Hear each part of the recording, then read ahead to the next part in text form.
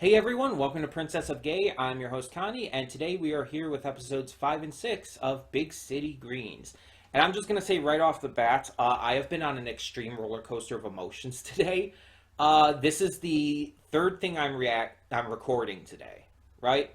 So if you've seen the other stuff that's been put up today, I also did two first impressions reactions, and there's a movie reaction today as well. The movie's the last thing I'm going to be recording, but still. If you saw the two first impressions from today, um, you'll probably see why I went on a roller coaster of emotions. One of them, not a huge fan of. The other one, oh my god, that was amazing. But it's like reacting to them back to back. It like kind of gave me like this emotional whiplash, and now I'm going into Big City Greens, a goofy little cutesy show that's like this is fun. This is nice. This is a show I can kind of just vibe to without having to worry about too much. But it's like the going off of reacting to something I didn't like to go that was actually really disappointing to me because of it, going to something that like astounded me by how good it was, and now coming into this, it's like I don't know how I'm going to be reacting in this. I'm not really the most composed right now because of this emotional whiplash, but ugh, it's a lot to handle. It's a lot. Um, but yeah, so with a series like this, you don't really need to discuss too much about what happened last time. I mean, we had like a blue potato and shit. It's been a couple of weeks. I don't believe we got to this last week. Um, but yeah, this is definitely a more episodic series. And so far, it seems to be handling it pretty well. Maybe not quite as good as Ghost and Molly McGee, but better than some other episodic shows I've seen. Um, I'm definitely learning to be interested in the characters, learning to care about them. Tilly is baby and needs to be protected. The grandma is a badass and is needlessly aggressive on a lot of things. Um, and yeah, it's like Cricket and the dad are cool too, I guess. Also, there is our coffee shop girl who I really want to see more of. I really want to see more of her, and I assume we will in the future. It's just we haven't gotten to that point yet. It's still early. It's still early. We'll get to that eventually. But yeah, I'm just I'm just hoping that this can help bring me down from that emotional whiplash and just again allow me to just vibe to this show. Just enjoy it. Just sit back, relax, and just not have to worry about too much emotion. Uh, but I'm definitely interested to see what the Greens, what kind of shenanigans they get into this time. So, let's just do it. When the screen fades to black, pause this redirect and go to the description below. Follow a link to the reaction, and after you watch it, come back here to the redirect and resume play. Because after it fades to black and then fades back in, everything from that point forward will be my afterthoughts and will contain spoilers to the episodes. So, that being said, thank you so much for tuning in, and I will see you at the reaction. And we are back, and we'll begin with spoilers in 3, 2, 1, now. So I was looking up Kirby Howell Baptiste, the voice of Judge Uppensbottom, because the name sounded really familiar, and so I looked it up here, and it's like there is a reason that name sounded familiar. There's a few things I know her from. One, she was in Cruella. She was Anita in Cruella, and I'm thinking about that. Like I'm like, oh shit, yeah, no, that's true, wasn't it? Like, because I saw the picture of her, and it's like, when I was looking her up, it's like, oh yeah, oh wow, that is Anita, yeah. Even if I wasn't a huge fan of that movie, it's like, still. But beyond that, um, She was a character named Audrey in one episode of Glitch Text. That's really fun. Uh, she was she's Death in The Sandman, which I did know about that because I had seen the casting information for The Sandman and all, even though I've still only seen the first episode of that. But the big thing I know her from is she's fucking Grace from Infinity Train. And it's like, oh, yeah, okay, fair enough. Um, yeah, I loved Grace. I loved her character arc, and so it's like I am all for that. um, I knew I recognized the name. Infinity Train's definitely the big one, but those other things, like, yeah, I would recognize her name from as well. But that's really cool. That's really cool. Um, but let's talk about this episode. Let me just check that real quick. Just, I want to make sure I have the episode like titles up so I get the names right. Okay. These two episodes, rather, because it is two episodes, it's not like segments. Um, Easily the best so far. Like, not even a question. These were amazing. Both of these were exceptionally funny, charming, and just kind of made me love these characters so much more. Um, so we're gonna start with Swimming Fool, and then we'll go into Tilly's Goat. But I want to specifically start with that one line. And this is something I've said before, and I've heard in various other places, various other different types of media. Um, Courage is not the absence of fear, but acting despite fear.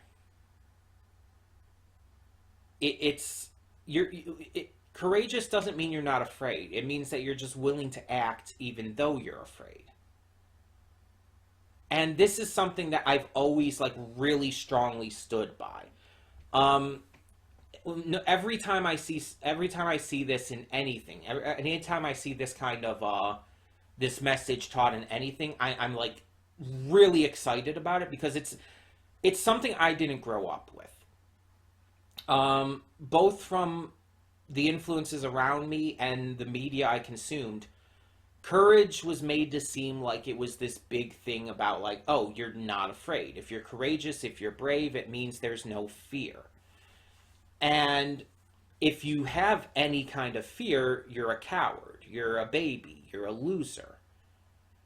So nowadays, the fact that so many more shows and movies and games and all of that are spreading the truth of what courage is, like, I'm really happy about that. So anytime this kind of thing gets brought up and anytime I get to bring this up, I do get excited because it genuinely is something that is a big deal for me. Because I was called a coward a lot growing up because I'll be honest, there's a lot that I'm afraid of. And there's a lot of things that I've been afraid of. But I've also acted despite those fears. In a lot of cases, in a lot of ways, for a lot of reasons. And, like, there's still, to this day, at 31 years old now, a lot that I am afraid of. And not just, like, tiny little fears like bugs or whatnot, but, like, I'm afraid of death. Like, extremely strongly afraid of death, to the point where I've kept myself up at night because of it, where I've had literal nightmares about that. And not just death, but I'm also like deathly afraid of the concept of what happens to your consciousness after you die. Like, I am a Christian. I've talked about this before. I do have faith and beliefs regarding that, but I don't know for sure. I don't have like 100% confidence about that. I am excessively afraid of just the very concept of what if I'm wrong, of what if, like, if I'm wrong, then what does happen to your consciousness after death? I am so fucking terrified of that. And there's so much else that that scares me. It doesn't stop me from living my life, though. I don't let it hold me back. Despite those fears, I will act. I'm not going to just give up. I'm not going to just let it control me. That's what courage is. It's not absence of fear. It's not letting those fears control you. It's not letting them stop you from acting. And so it's like, I love that was a core theme of this first episode here, Swimming Pool, with Cricket's portion of the episode. Him having to learn that, yeah, he's going to be afraid, but he should still do things if he wants to do them. And I like that. I really liked that. The episode was also really fucking hard to watch at a couple of points because of the father's storyline. Bill, I think his name is. I'm still trying to get some of the names down. But oh my gosh, like the instant like his swimsuit was sucked into the jet, I'm like I felt like my asshole pucker. Like it was that like awkward. And it's like, oh no, I know where this is going and I'm not liking it. It's like, oh no. Oh, it was so hard to watch. Like, specifically, especially the moment where he's looking around and realizing that he has to, like, get to the locker room. And it specifically shows the fact that there are all these kids there. Like, I wanted to retreat into my I wanted to like pull my shirt up over my head. It was like, oh my god, like the secondhand embarrassment was so strong.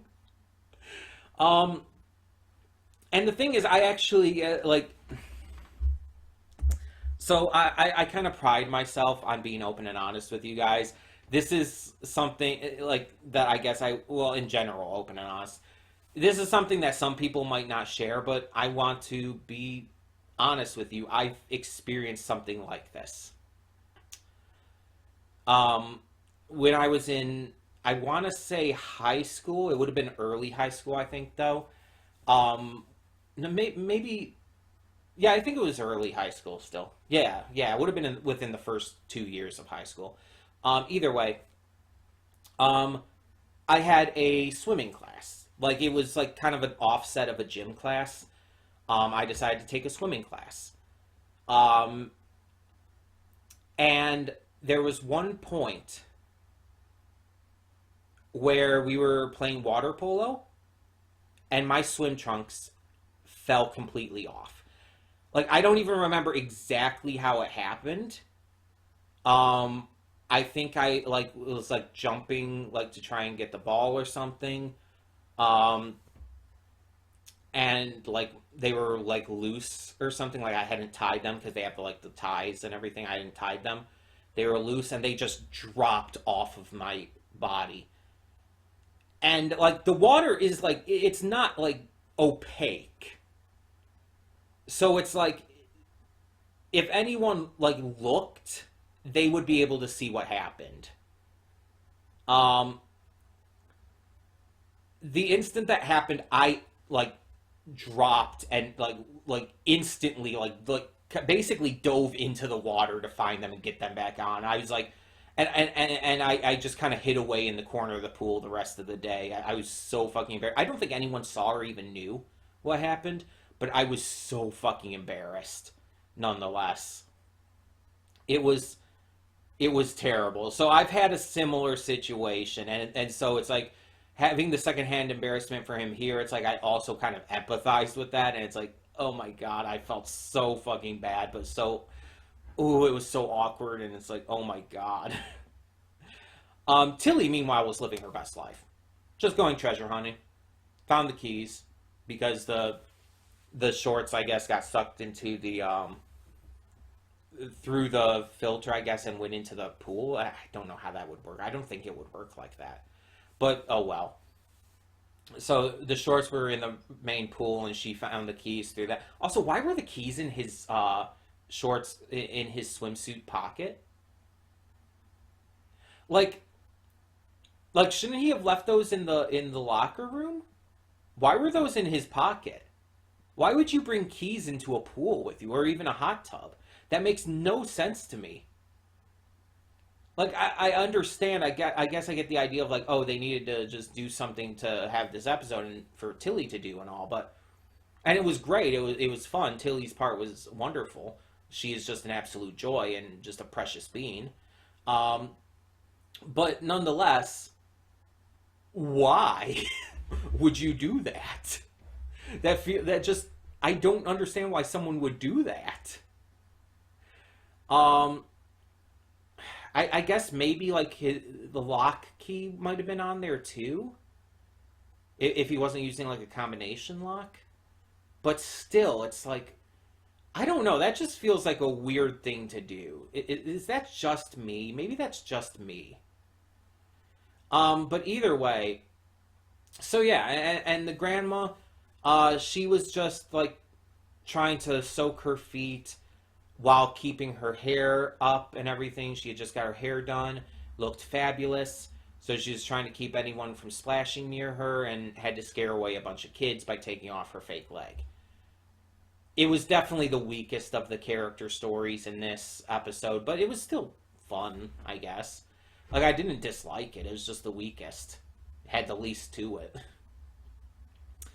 But then we got Tilly's Goat, the second of these two episodes, and like just so much preciousness. Like I talked about how I love Tilly, and also I love goats. I've made no secret of that. Goats are awesome and adorable. I think I might have talked about that during the Goat episode of Ghost and Molly McGee. But yeah, it's like just Melissa is great. We love Melissa. um, and a goat that wants to be a dog, it's like that's cute. That's a fun idea. Um, but it's like we see that they're given the idea from their neighbor Brett to enter a dog show. Enter Melissa into a dog show. And it doesn't seem to be going well, and everybody's making fun of Tilly and Melissa. And Cricket doesn't like this. So he decides to try and ruin the dog show to get back at them and to, be nice for his sister, do something nice for her. But it kind of comes to exactly what I figured was going to happen. Like, Tilly's not dumb. She's a little naive at times, and she definitely isn't, like, the most, like, she sees things in her own way. Like, as it said in the episode. She sees things in a different way than other people, and so she doesn't always get everything. But she's not dumb. I never got that feeling from her. And so it's like so when they were making fun of her, and like when Cricket points out, it's like, yeah, I think she knows that. I just don't think she cares. And that ended up being the truth. She understood completely that they were making fun of her, but all she cared about was letting Melissa have a good time. Because to her, that's what mattered. She had no qualms with what anyone was saying about her. She was just focused on being her best self and letting Melissa be her best self. And, like, Tilly's the best. Like, we just love her. Come on. She's so likable. She's just awesome. She's inspirational. She's adorable. She's funny as hell. It's like, how can you not love Tilly? How can you not love Tilly? Anyone who doesn't like Tilly, I don't trust you. If you don't like Tilly, I can't trust you. I'm sorry, but I can't. But yeah, I really did enjoy this a lot.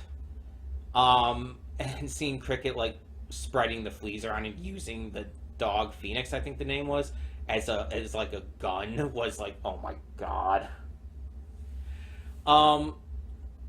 But yeah, like, and Melissa saves the day in the end and saves the purse dog.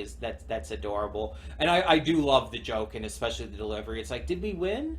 It's like, no, with all the property damage, you're lucky I'm not calling the cops. And it's like, oh, okay, that's really fucking funny. I love that so much.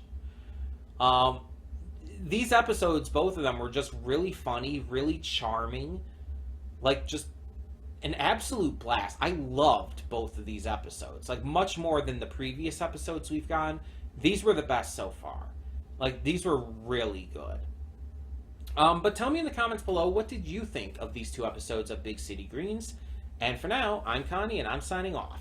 See y'all next time.